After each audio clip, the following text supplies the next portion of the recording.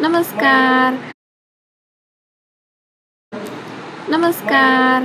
मी रियांश संध्या स्वागत करते आपलं संध्याज लाईफ विथ रियांश या यूट्यूब चॅनलमध्ये.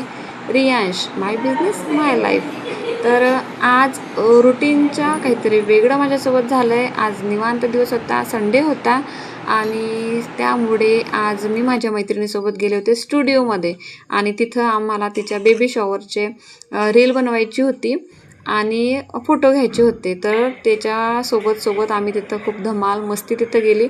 आम्ही दोघी तिला सोबत म्हणून गेलो होतो. कशासाठी तर तिला व्यवस्थित तिचं आवरून देण्यासाठी आणि तिला स्टेप समजावून सांगण्यासाठी. ते करता करता खूप मज्जा आली. आम्ही दोघींनी खूप मज्जा केली आणि जवळजवळ 12ला आम्ही घरातून निघालो होतो. ते 4 वाजेपर्यंत आम्ही स्टुडिओमध्येच होतो आणि स्टुडिओमध्ये मग नंतर मला यायला लागला होता कंटाळा. म्हणून म्हटलं चला तुमच्यासोबत थोडंसं काहीतरी शेअर करूयात आणि 4 वाजले तरी यांचं काही उरकत नव्हतं. म्हणून मी यांना शेवटी तिथं ठेवून त्यांना बाय करून मी मात्र घरी निघून आले होते, कारण माझा दादा घरी होता आणि कृष्णा पण घरी होती त्यांच्या पप्पांच्या जवळ. तर असा काहीसा माझा आजचा संडे गेला. आवडला असेल तर लाईक, शेअर आणि सबस्क्राईब करायला मात्र विसरू नका. बाय. नमस्कार, मी रियांश संध्या स्वागत करते आपलं संध्याज लाईफ विथ रियांश या यूट्यूब चॅनलमध्ये. रियांश माय बिझनेस माय लाईफ.